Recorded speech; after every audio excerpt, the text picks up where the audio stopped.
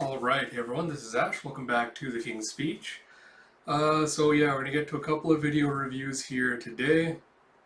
I've been kind of MIA from the channel because it's my vacation weeks, and honestly, I feel like I need to recover a little bit from the burnout I've been going through, yeah. Trying to catch up on some of the video game content stuff coming up this week, but we'll see how that goes. But without further ado, we're gonna dive straight into the latest One Piece chapter. I didn't bother doing like proper reviews for the last two because there just wasn't really enough for me to comment on or talk about. I might still do some TikTok videos for those because someone has asked me if I'm going to look into doing kind of like more short form reviews on something like TikTok. So I feel like those two chapters will be kind of a good experiment for that, I guess. So we'll see if I get around to doing that at some point today as well. But yeah, a couple of little things I want to talk about in this chapter. This video shouldn't be too long. So let's get into it. We'll do the usual thing. I'll go from start to end and then kind of go through my thoughts on the developments and things. So it's chapter 1056, Cross Killed, with translation by Stephen Paul, lettering by Vanessa Satone. I still don't know where the hell the Germa cover story is supposed to be going, because with both Oven and Katakuri apparently going ham on Germa, unless paid. I still don't buy, like, even though Otis like said that well, he hasn't said, but even though death is now potentially a possibility again in One Piece, I still don't trust Oda on some of the ones we've had prior to Ashura and Izo. So I'm still riding the train of Pedro's not dead until I see like an actual body or like a canonical kind of confirmation that he's dead. So it could very well, that be the reveal as he comes swooping in, distracts him, and then helps Germa get away, or maybe Judge comes in to rescue his children. But I don't know what the hell the point of this cover story is. Like, it seems like it's just going on and on and on forever, and I just don't know where Oda's heading with it. But whatever. So we have, fucking hell, alright. Kinemon, so the first couple of pages, again, I don't know if I've said this on stream before, I've put it out on Twitter. Kinemon does not deserve his wife. He's a crap husband, crap leader. So this whole, like, oh, look at him being all so lovey-dovey, is like, nah, he doesn't deserve, Suru deserves better. This fucker should just disappear 20 years ago, never come back. But that is whatever. I feel like I'm with Dogstorm on this where he's like, yeah, that's too much cheese. We'll talk about the Raizo Shinobu stuff in a bit once we get to that. Then we get to like part one of. Alright, so this chapter, in my opinion, is just Oda. Like, he did that interview recently where he's like, oh, I like to try surprising things. Like, even if my readers don't like it, it's entertaining for me. And he's continually talked about, how he doesn't like to be predictable. How, oh, if he wouldn't have foreshadowed things in the series, if he knew people would have, been able to like predict storylines and story beats from that, because his massive ego won't let him just write a decent story. It has to be like, oh no, I have to surprise my audience all the time. And I feel like this chapter is just like a perfect example of that, Oda just doing that, like going completely ham, being like, look, I'm doing so many unsurprising things, like, oh, you would have never predicted this or seen this coming, would you? So, so on the one hand, we finally got confirmation that Carrot is not joining the crew. I don't know how it took until this chapter specifically for people to admit to themselves that Carrot was not going to be Straw Hat material. There was not an inkling of a chance she was going to join, especially after her fight with Pedro got off screen, and she wasn't even able to avenge Pedro. Like, at that point, that was the final nail in the coffin of Carrot for Straw Hat.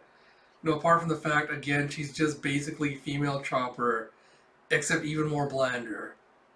But yeah, like the reveal of like, oh, Carrot's like, they're like, Carrot, you're gonna become the king of Mokomo Dukedom. Like, all right, Carrot is what, like 15, 16 years old, and she's been out to sea once. Like, she stowed away on a ship, went to like one or two islands, and how does that qualify her for leadership?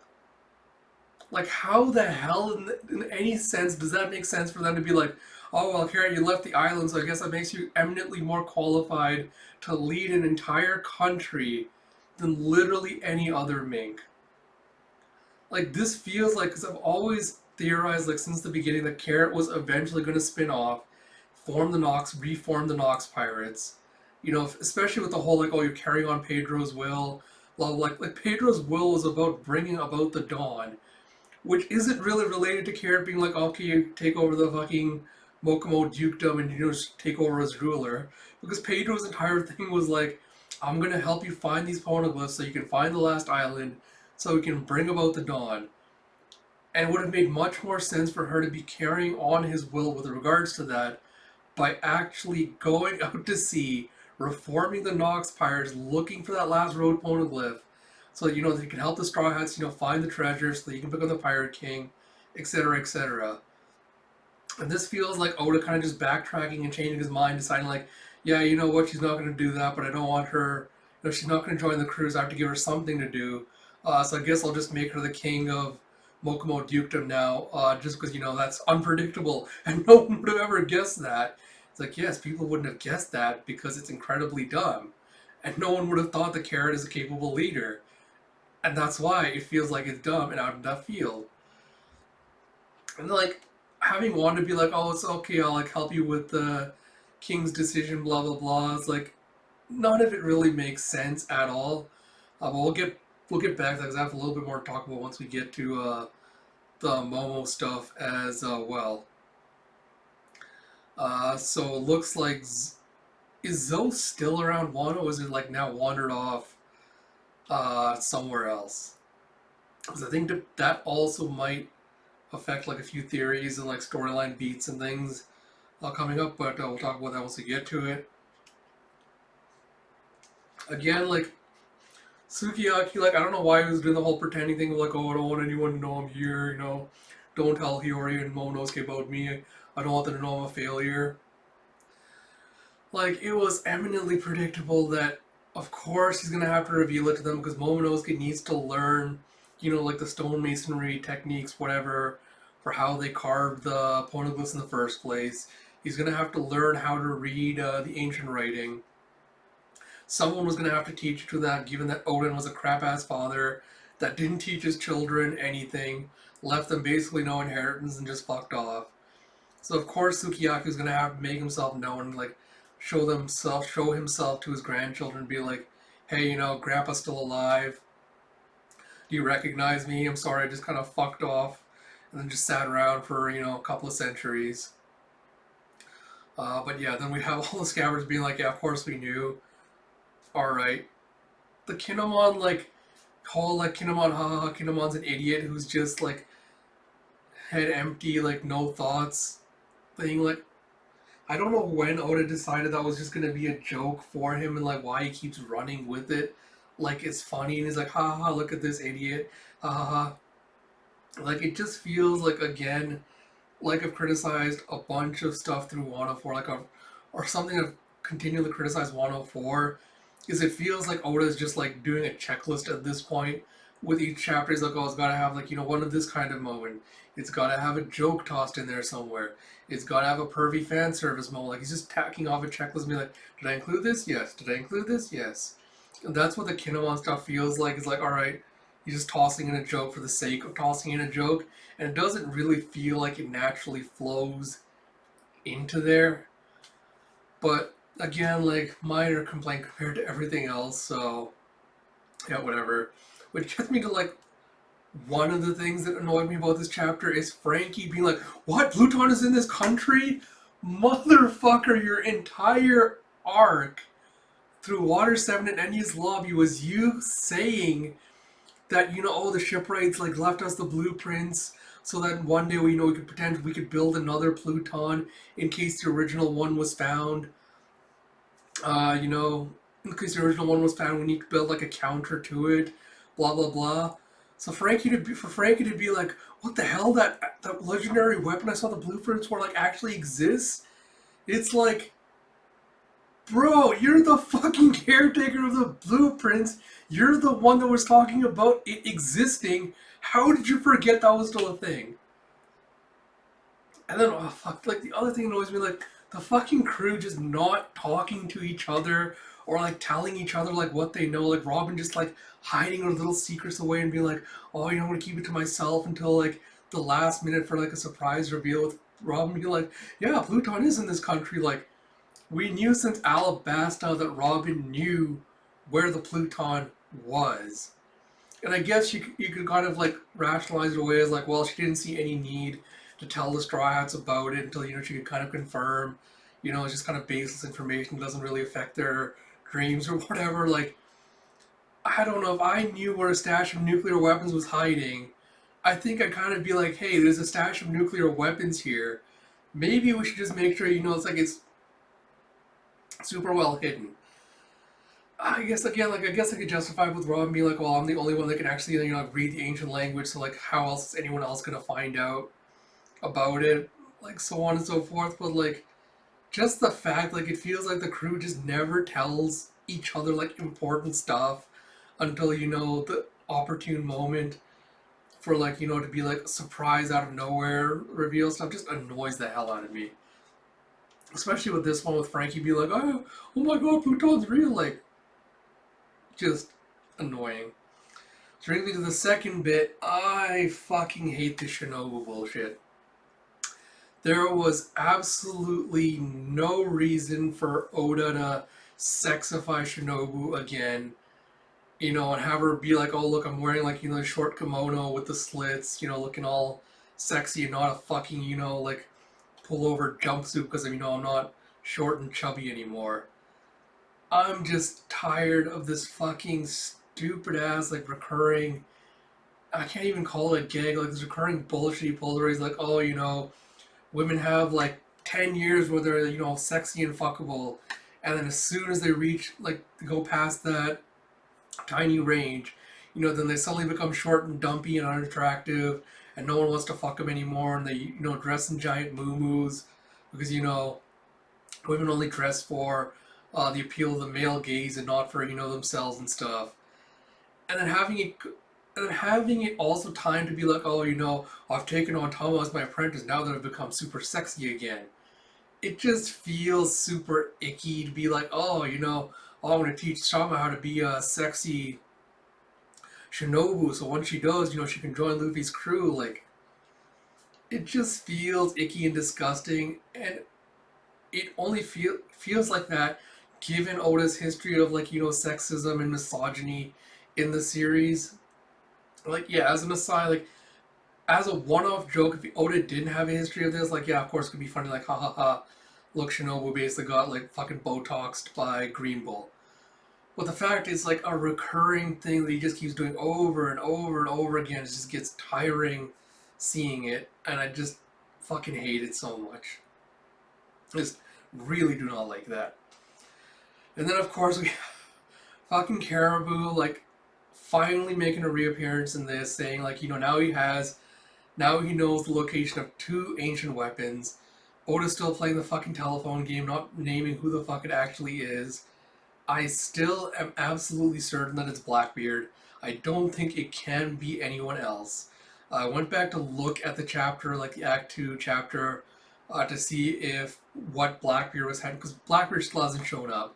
We know at the end of Act 2 he was going somewhere saying like, if the world government isn't going to take it, I'm gonna go grab it for myself.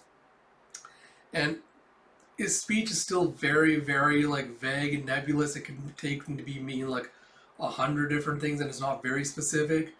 But given we know from like the SBS and the Beaver cards that he has an interest in history, given that he's saying, oh, if the world government's not going to take it, I'm going to go for it, and given that we've seen that the other fallout from Reverie is, given that we know what the other fallout from Reverie is, I don't think it's something like, oh, he's going after Sabo's fruit, or like he's going to Marijoa, or something like that.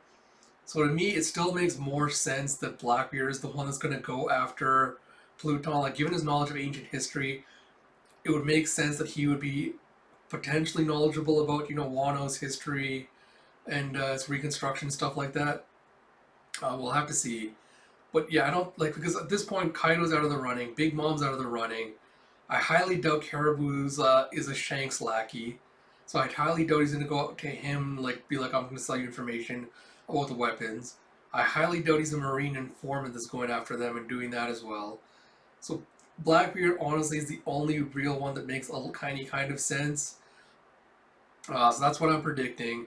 I'm hoping that the Pluton's not gonna fucking sit in Wano till the end of the series when it's conveniently needed, and that's when they'll blow open the borders and then take it out for use in the final war to blow up the red line and everything. But yeah, we'll talk about that more on that because I have a specific theory regarding that once we get to the end of the chapter. But the Momonosuke stuff's kind of amusing because, like, alright, I didn't notice this the first time, but like he's looking down and like he's seeing like little kids playing with each other and stuff. Like, again, like Oda isn't really nailing like the existential dread he should be feeling of being like, I'm an 8-year-old who sacrificed 20 years of my life, and I'm now stuck in a 28-year-old's body, with the mind of still an 8-year-old. So of course, seeing like the kids like hanging out and playing together, like having an actual childhood that he didn't have, because as soon as he was 8 years old, he got flung into the future. After that, he was just like tossed around from island to island to island, while he was trying to dethrone Orochi and Kaido.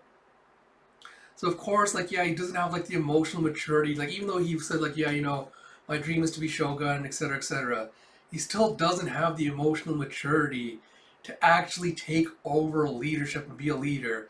Even with the Scabbards and everyone kind of advising him and telling him what to do, he isn't mentally capable or emotionally mature enough to be able to make decisions like reconstruction plans, like budgets for reconstruction plans. Like how do I feed my people and the workers, like all that kind of stuff. Especially now that Green Bull's basically told him like Kaido was the deterrent that was keeping everyone away from Wano, and you're nowhere near close to being on Kaido's level. And once the Straw Hats leave, they can't really do anything to protect you anymore. You're gonna have to kind of take it on yourself. Like, he at least had the emotional maturity to realize that, once the Straw Hats leave, we can't just keep calling them back every time we have a quibble or like someone trying to come out and take over Kaido's territory. We have to be able to rely on ourselves to be be able to fight off the invaders. God, fucking sorry, my brain just completely melted and just derailed. But yeah, like Green Bull's telling him, like, you're still not powerful enough to fill the void that Kaido left, once his presence from Wano is gone.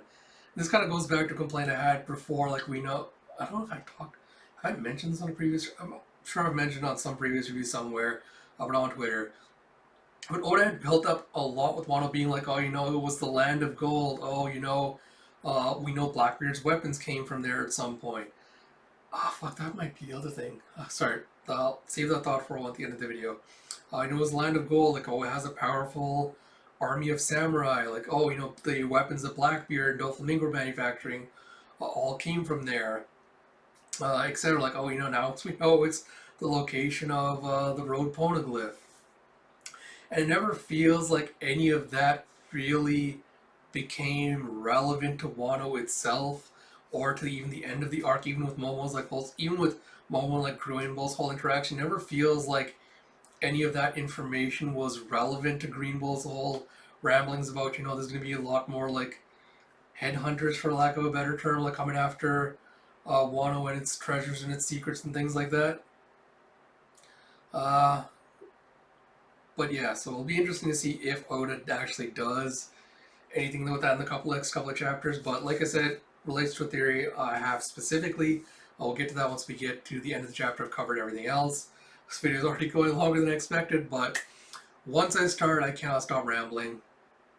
But yeah, so my theory specifically has to do with how Momo has become very severely disillusioned with, what being a shogun actually is and like deals with. Sorry, I just have another idea ping as well when it gets to the end. And you can kind of see that the excitement with which he's just like running around looking for the straws, being like, "Hey Zoro, teach me some sword fighting techniques." He's like, "Oh, Nami Usopp." So like looking for all the straw hats, being like, "Where the hell are they? All gone." So sorry, quick aside before I do that.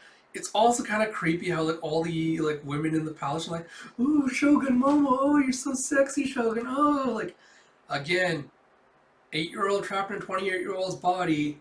Having women moon after him is not really like the look you want to go for. Like, just no, don't do that. Maybe. But you have, I guess, fucking Otoko now living at the palace with Yori teaching her how to do shamisen, and then she reveals that yes, if the Straw Hats fucked off and told goodbye to everyone except Kinemon and Momonosuke, and they're all wondering why. I've seen some theorization that it's because they spent so much time with those two specifically compared to the other scabbards that it'd be like a VV moment where they're like, oh, we wouldn't want to say goodbye to them. Otherwise, we'd ask them to come along, and like we didn't want them to like drag them away from their responsibilities or whatnot. I can kind of buy that for Momonosuke, I guess, but I don't think Kinemon at this point, now that he's been reunited with his wife, would really be like, yeah, fuck it, sure, I'll join you guys again, going out to sea. But like I said, we'll talk about the Momo stuff at the end. The whole, like, Oda again trying to sell Luffy, Kid, and Law as being like, the three rivals, like the three closest to the title of Pirate King. I still don't buy it. Kid and Law, I buy a little bit more, but Kid has not done enough in this arc to convince me that he was ever a credible threat or contender for the title. Especially with Law just kind of like handing him the road poneglyphs and be like, oh, here you go, man. Like, I have to do this out of, respect for you. Like, I just don't buy it. It feels like Oda's just kind of trying to force this rivalry. And all their interactions are just whatever. It's like, alright, they're bickering. Ha ha ha, isn't that funny? Whatever it is. Which brings me to, like, the fucking cursed monkey paw reveal of this chapter. We find out that Buggy most likely became Yonko because he has formed an alliance with Mihawk and Sir Crocodile. The fucking character I've been waiting for like hundreds and hundreds and hundreds of chapters for. And it turns out the way Oda's decided to bring him back is to be like, oh, he's fucking allied with fucking Buggy of all people. And he's formed the Cross Guild. And we find out that, he's now started putting bounties on Marines' heads. I'm echoing Zoro here, he's like, oh, it's not possible for Hawkeyes. Again, this feels like, because I always felt like it'd be more credible that given Shanks' history with him, Mihawk would always go and join over to his side once the Warlord system was abolished. It made more sense, especially because Shanks and Blackbeard are eventually going to clash. I know a lot of people are expecting Shiryu and Mihawk to have some kind of battle at the end before Zoro does. So it made more sense, given that those two factions eventually crossing blades, it made more sense for Mihawk to have joined Shanks than to have joined up with Buggy. I can kind of like rationalize Buggy by being like, oh well, given his stupid fortune luck, they'll probably cross paths anyway. So Mihawk decided to join him because of that. But this again feels like Oda doing like a whole like, ha ha ha, look at me, I'm so unpredictable and surprising. Ha ha, you never would have seen this coming. And it's like, alright, like, Crocodile on one hand, sure I can buy, like, he saw Buggy's, charisma, for lack of a better term, and his stupid luck, and he's like, yeah, I'm gonna join his organization, undermine him from inside, and, be the real mastermind behind it, because this guy's obviously an idiot. Mihawk, I'd maybe buy more if the Marine stuff had gone anywhere. Like, if we'd known that the science machines were actually a credible threat, Mihawk's like, yeah, I need to form, an alliance because, these machines are going to be an actual threat we need to take down, not just for, for me. It's going to be a threat to everyone. We need to, like, form alliances to be able to take them down. I could kind of buy that, but the fact Oda just kind of rushed straight into it without any kind of preamble or anything like that just makes it feel like it's coming out of left field. And again, I feel like this is one of those things where, depending on your trust in Oda, it'll either be a really exciting development, or if you think he's done great with Wano and all the recent developments, then you're more willing to give him slack for stuff like this. Whereas if you're someone like me, it doesn't make any sense. Like, given the characters motivations, personalities, things like that, it doesn't really make sense that this would be a thing that they would do without, further kind of information regarding why they would have done something like this.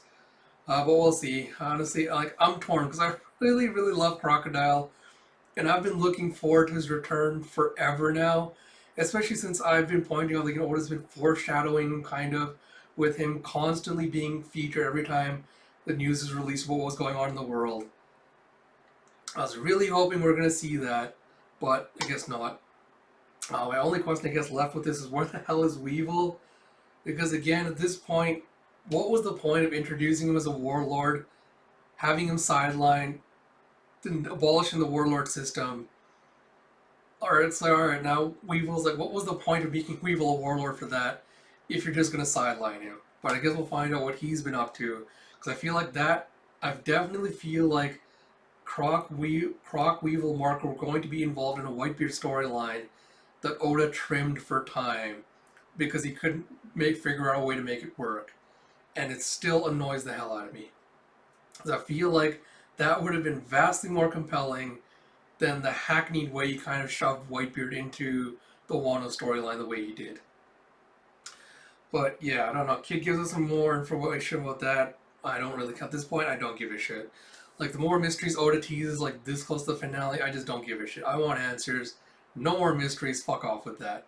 Especially with the whole, like, oh, Kid being like, oh, I have to find the man with the burn scar. It's more than likely going to be Scopper Gabon. If it's some new character, I don't really give a shit. At this point, Oda, you've put out so many goddamn mysteries. Just give me answers. I don't want fucking more mysteries. But yeah. I don't know. Again, Robin being like mysterious and cool, like, Robin, babe, I love you, but this fucking mysterious, like, oh, I know, I might know something shit is just starting to bug me now. Like, it feels like an Oda self-insert thing at this point, because, actually, no, she might, because Law looks like he knows something, and Robin's watching his face, so she might be just watching, noting his reaction, might be going and bullying him later to find out what the hell he wants, or what the hell he knows. Again, doesn't really matter. It'll become relevant when it becomes relevant. Until then, there's really no point in trying to predict what the hell it is. So yeah, the chapter ends with Yamato apparently up on the roof of the castle, still not having been given an answer apparently to whether he can join the crew or not. And the Straw Hats are apparently just planning to fuck off without him. They're already at the port getting ready to go. So part of me, and Yamato does this whole like, oh, I'm gonna be Kozuki Oda. Honestly, part of me, I'm just so tired of Yamato, because again, like, he was introduced as a really compelling character, and then once the whole like I am Kozuki Oden shtick, like, even though I've come to like understand, like, what it's about, like, why, like, trans people in general, understand it more, like, appreciate it more, all that stuff. I still, like, the fact that that's Yamato's entire shtick is just boring as hell, and it's just made him a far less compelling character. And at this point, he is the blandest person to ever be a potential future Straw Hat. Like, there's never been a Straw Hat where my excitement at the start being like, oh, this person could potentially be a Straw Hat has gone from, like, here to, like, down here all the way. Like, even, like, thinking lower below the table. Like, that's how far my excitement from when I first saw Yamato to where he is now is. And I feel like a lot of that is because Oda is kind of taking the easy way out with Yamato, in my opinion. Or he's done the whole, like, oh, everyone obviously loved, Chadzen so much. It's going to be very easy for them to understand why Yamato wants to emulate Chadzen, be like him and all that. So I don't have to bother actually giving him a personality or motivations or depth or developing him outside of that. It'll just be enough to say he wants to be like Chadzen. And that was an absolutely horrendous mistake, because no one likes Chadzen, okay? The only people that like Chadzen are losers. No one else likes Chadzen. So Yamato wanting to be Chadzen does not make him more compelling. It just makes it more confusing. No one understands why he wants to be Chadzen. And making that his entire shtick has made him less of a compelling character. So, I don't know. Honestly, I feel like it's going to be something down, like he's going to run to the port, and they're going to probably still say, yes, you can join, blah, blah, blah, but the very small part of me still hoping that this is going to be a fake out, and Luffy's gonna tell him like, oh, you have to stay now. The Kaido's gone. There's gonna be a lot of enemies. You have to stay as Wano's protector. Eventually, especially given that his fruit, the whatever the Ice Wolf thing was supposed to be like Wano's guardian protector, whatever bullshit. Feels like that's more set up for him to still stay on Wano, but who knows? We'll see. The way Oda writes, literally anything can happen. So yeah. So yes, the other thought stuff, theories I wanted to put out here before we wrap up this video. So I thought I had something else I wanted to say about. Oh fuck yeah! One last thing about Yamato before I get on to the final stuff. I've also seen a lot of theories out there, theorizing, positing that before Luffy lets Yamato join the crew, he's gonna say, stop telling your Kozuki Oden and just accept that you're Kaido's son Yamato, and then I'll take you on the crew. Again, I'm on two minds of that because I feel like a majority of the people suggesting that are the transphobes that don't actually validate Yamato's transness and are just like, oh, he's still playing dress up. I just want that part to end. And I feel like the other part is valid to be like, just fucking lose the Kozuki Oden shtick. Like, just drop it already. It's getting tiring. So again, we'll see if what really happens or not. But I guess the other stuff I was saying. So this kind of ties in. Like this ties with Caribou and Momonosuke a little bit together. Okay, like I said with Caribou, I feel like he either has to go and sneak out Pluton in his swamp body. If Oda wants to keep the whole like borders thing going, be like, oh, it's not going to be open right now. They still want to be in Impregnable Fortress, etc. And kind of give them like a false sense of security. I feel like that's the best way to go. Is have Caribou sneak down wherever the fellow Pluton is, sneak it out in his swamp body because he's literally the only person.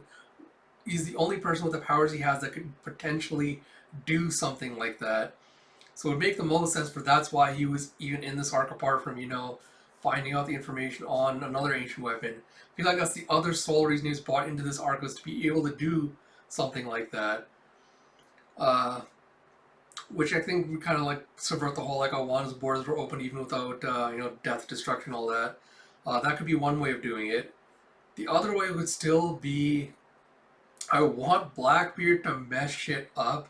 So I kind of want him to show up with his invisible fleet, blow open Wano's borders, take what he wants forcibly, and leave. And I think that would start establishing more as a credible threat, or the most credible threat, I guess, or rival, I guess, to the Pirate King's throne, especially contrasting with Luffy.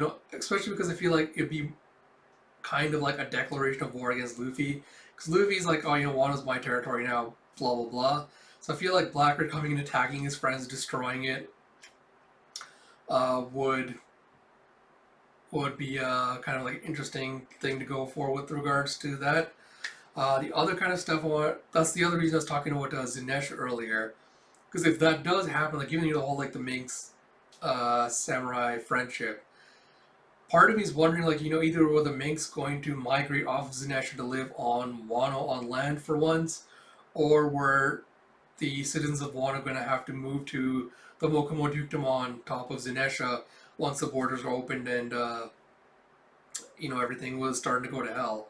That was all predicated on the assumptions I had, theories that Akainu was going to forcibly open the borders, given the whole, everything that happened at Reverie with, the fucking kings and queens being like, oh, well, the military needs more money to run on. They need more weapons to arm their people, apparently. And given the fact that, they confiscated the weapons from between Dragons and it's because they did the weapons investigation with Doflamingo. So all of that felt like it was setting up for, Wano being taken over because people were going to covet its resources. And like Greenbow was saying, like, like the only reason we have him was Kaido was there. But now that he's gone, like, what's stopping us from taking over his territory? And, like, again, at this point, like, there's nothing really here stopping them from claiming the territory. So it'd be kind of buck wild if, like, no, I was like, or they just all decide to give up and Wano just stays there untouched until the final war, where Pluton becomes a necessity and they bust it out. So I feel like something has to start, like shit has to start going down if we're getting closer towards the ending, the world kind of blowing up. The reason that relates to Momonosuke and kind of like his whole like looking down at the children, like not being too enamored with leadership, and like them not have Strauss not having said bye to him. I feel like this is like my buck wild out there theory, like long shot idea. I feel like Momonosuke still could potentially become a Straw Hat at this point. Like he could just basically say, like, you know what, I'm not ready for leadership yet. I want to go travel with, the Straw Hats. I want to go see more of the world, like my father did, like in his journal before I come back to rule. And I feel like that's either going to end with Sukiyaki, like being like, all right, you know what, fuck it. I'm still alive. I can take over the country, ruling the country, because at least I'm the one that's the most capable out of all of you to be able to rule a country like this, and I can, take it on for a couple of years until you go have your fun, you sow your seeds, and you come back. So I feel like that's what we're setting up for. So Momonosuke, like you're running out to the straw house, being like, "Why didn't you say bye to him?" Then getting like all tearful and being like, "Oh, we grew so close to you," and then him asking like, "Can I sail with you for a little bit longer?" Then him telling Kinemon like, "Kinemon, take over the country for me," and so on. We'll see. It's feel like it's kind of out there, long shot theory, but given like how excitedly he was like running to Zoro to be like, teach me sword fighting techniques, and like how excitedly he was trying to like go find the other Straw Hats, it feels like he's still not ready to say goodbye to them. We'll see what happens with that. That also brings me to Carrot, because a lot I've seen so many One Piece Carrot for Straw Hat fans trying to inhale that copium, but being like, oh, Carrot looks like she doesn't want to be part of, the kingdom yet. She doesn't want to rule. Like maybe she's gonna stow away on board the ship, and she and Yamato can both join the crew. Like, like maybe like that's the only kind of tie I could kind of potentially see with like between both Momo and Carrot. Like they're both too young for like the burden of responsibility that everyone's trying to shove on them right now. Momonosuke more so than Carrot, because I don't think Carrot really had anything apart from like, you know, I want to go out to sea for Pedro or something. Like, sure. Like, there's more setup I think for Momonosuke to potentially join than there is for Carrot to stow away on the ship again. But yeah, that's just like the only two like things I could like the two lines I could draw. Like both are not ready for rule yet, but only one of them really seems like he wants to. He's trying his best to get away. Uh, but yeah, we feel like if that does happen to be the case, I feel like that sets a greater precedent for Water than be broken apart, destroyed, and then reformed at some future date, rather than having it the way it is now. I feel like if Momonosuke leaves, if Yamato leaves, and if just like Yamato and then if there's only the Shogun and the others left, I feel like that sets up more room for that. But we'll see whether that happens or not. But yeah, like I said, this honestly, like Wano has been extremely rushed. I think it was a recent interview with Oda. It was an interview with Oda recently, where I think he was saying like, oh, the film Red people weren't sure if you would be able to get like some tie-ins with like the manga to the film and stuff. And like he's telling them like, don't worry, I'll put in something in the manga to help like tie into the story, something like that. Which is basically hinting at the idea that he did rush like a lot of the end of Wano to try and line up some reveals with the film Red promotion, so that he could bring Shanks back in. And like you can tell with these last couple of chapters that Oda's kind of just in a hurry to wrap up this arc and to move on to the next thing. Because he's like a fucking magpie. He wants to go after the next shiny thing. He wants to find the next little bit of point of interest because he's gotten bored with playing with these toys now. He wants to find something new to play with. And honestly, it shows like out of all the post arc content we've gotten in literally every arc, I think Wano has by far had the most lackluster post-arc content. I think Whole Cake Island ties it was a close second, but again, those in my estimations have been the worst arcs of One Piece so far. It's not. I don't think it's a coincidence. It's the latest two arcs that have been seeing the sharpest dip in quality. But yeah, honestly, I'm glad it's over. This chapter honestly made me wonder and debate whether I want to take a break from the series for a while and just kind of keep an eye on it to see if anything gets interesting and if it's worth doing these reviews again. Part of me is also like, I should just keep up with the review because I don't want to do like hour-long videos trying to like catch up or do things like that. So we'll see. We'll see how, depending on how this video does, if there's demand for it, I might keep going with the weekly reviews again. Now that Wano is finally officially over and Oda's moving on to some new things, maybe we'll finally get the Oda of old back again. We'll see. So like I said, this video went a little longer than I expected. Thank you all for joining me. I hope you enjoyed my little blurbs here. As always, if you like my content, please do like, comment, subscribe, all that good stuff. Till next time, this is Ash. Talk to you all later.